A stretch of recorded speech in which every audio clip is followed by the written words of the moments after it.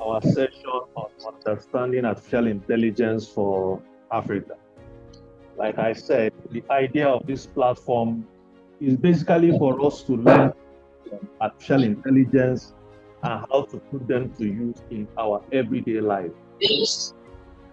Um, things are moving at a fast pace in the world, and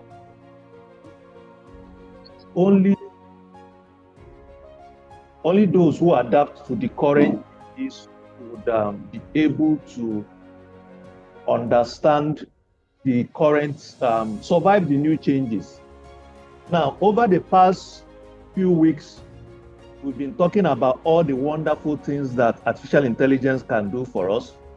In fact, as the days goes by, new exciting things are coming up that this new technology can do for us. So I want to start today. We'll be working more of with MetaLlama. So most of my sharing will be done from MetaLlama. I hope you can see my screen. Just one person say yes so that I can continue. I'm sharing my screen. Can you see it? Yes. Okay, wonderful. So basically, one of the things I want to do too today is while we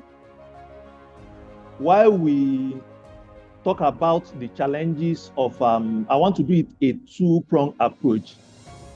While we are talking about the challenges, I'll also be showing us some ways of working with artificial intelligence so that would benefit from using it while we learn about the dangers.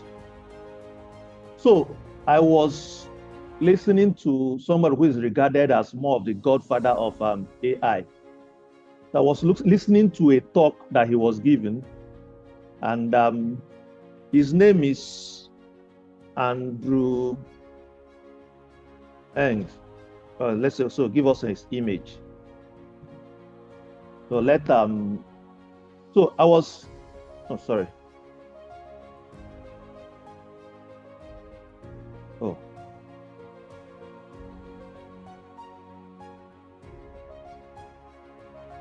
Sorry, I don't know. Let me check something. Let me be sure. Andrew.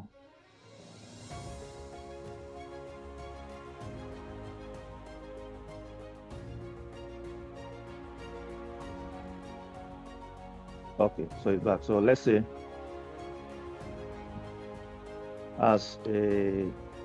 so we've been talking about prompt engineering. So I hope we are still using this thing. So let's ask MetaLlama as an AI guru, come up with image of Andrew Ng. So basically, Andrew Ng is a world-class AI scientist who basically, I don't know what's happening with our image today, but let's continue. So basically, he came up with most of the development in AI. So one day I was listening to his talk, and he was delivering a very wonderful speech that I quite enjoyed. Now, at the end of the speech, he now said, do you guys know that my image that you are watching and the presentation I gave was not done by me? That all the images, all the videos, and the presentation was generated by an artificial intelligence platform. Now, it's an exciting development, but it also raises a question. So assuming now, for instance,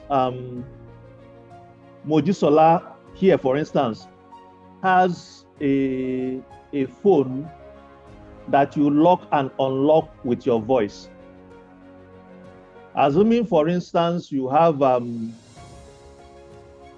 door to your house, you open and you lock and unlock it with your voice. Mojisola, what do you think will happen when your voice can now be cloned by anybody? Ah, God. You know the answer now. They're in trouble. Exactly the one of the dangers of It means I'm not safe. Yeah. so it's also one of the dangers of artificial intelligence currently, whereby it could easily clone your voice and it could easily so the technology is not fully being deployed, but is a technology that is there. Is a technology that so sorry, what I wanted to do was each slide I would just generate it as I talk, but somehow Meta Llama seems to have gone on holidays, so I can't generate images with it. So basically, these platforms are things that AI is a tool that can readily clone your voice. It means that for those of us who are actually working with a lot of voice activated systems, this might be some time to really think about more about security in terms of all the voice activated systems that we are using. If, for instance, I don't know, there's this video, an advert where this guy has this Siri in his house. All his doors are activated by his voice. He just come, unlock door, the door will unlock, say on the AC, the AI will on the AC. Now, on this particular day, he went to the dentist and they removed his tooth. So when he came back now at the door, he said, unlock the door. The AI application said, wrong voice code. Unlock the door, wrong voice code. Unlock the door, wrong voice code.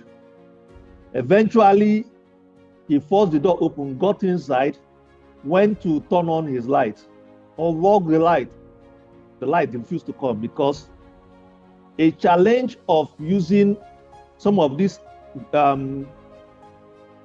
personalized AI tools, some of these systems is whereby if they are activated with your voice, if anything happens to the voice that you use to activate them, let's say is your phone, let's say it's your door, let's say it's your car, that you can come in and say unlock and it unlocks.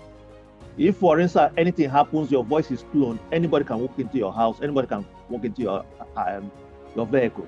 Or if you have unlucky to have the tooth extraction, you find out that there's a challenge in you even having access to your system. So while we are adopting all this AI technology, especially when it comes to our voices, when we feel we want to make things faster, also continue to adapt to the conventional having a key to your house, having the normal password you use to sign into your system. AI makes things faster.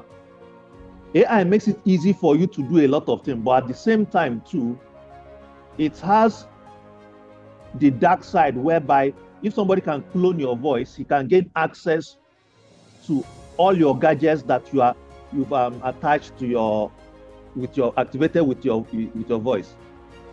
The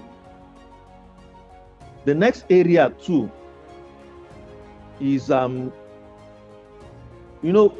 there's something called phishing. Phishing is whereby I send you an email, or somebody's a spam. I've been sending you email, so you know my email.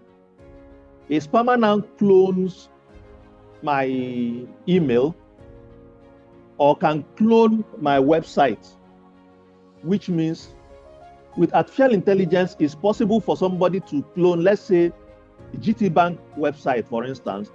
It has all the features of the website, and you go in and you log in all your password. It automatically takes in your password and everything, and you think that you're operating on GTBank website while it's actually a phishing site that you're operating on. Now, because an AI platform now, software, is easy for me to go online, go to ChatGPT and say, I take GTB website, based on I say, look at this wonderful website. Can you come up with the code for creating something similar like this? Now, this AI will take this website that he's seen, and it can generate the exact code that will give me something similar in minutes or in seconds. And with that, I can actually place it on a host that makes it look as if this site now is exactly a site from GT Bank. So what that tells us too is, in this new era of artificial intelligence that we operate in, everybody needs to be extra careful about how they operate.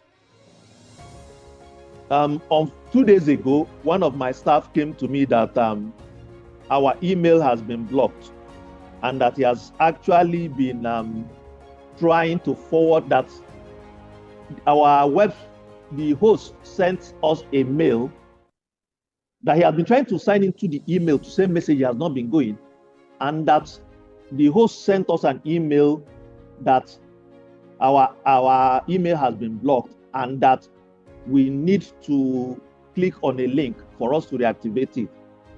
He was trying to send me the mail, he couldn't forward it to me, so he now came to show me. And this is something to I'll advise everybody in this era of artificial intelligence. So when I saw the mail, immediately I knew that it was a phishing email. And I asked him, where do you think this thing came from? He said it came from our service provider. I said, okay, go to the sender and click on the sender. When he now clicked on the sender to reveal the actual email, he just saw that it was completely different email, not even from our service provider. So which means you can go to your email and you see, let's say you bank with Access Bank. You see an email from Access Bank. It has all the details of Access Bank. Looks exactly like Access Bank. And it tells you to check your account number. Just click on this button below. And immediately you do that, it will hijack your system and everything on that system. Now, what it can do is that not just will it hijack everything, it can access every website on that system. You can access any app on that system, including your banking details. So what this means for everybody here is, in this era of artificial intelligence, be careful on the websites you sign in, especially websites that doesn't have this HTTPS. So there are different links now that tell you that this is a secure website and others that don't have. And then this is also the time for you to have an upgraded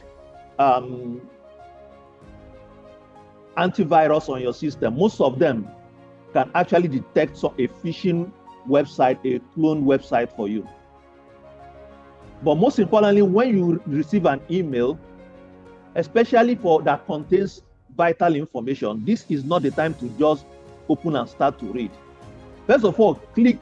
The name might just be the email you've been receiving regularly. So once you just look at it, it looks as if it's from the normal person. Until you now click on the email and it opens the exact listing, and suddenly you see that this email is not from the person I thought it was.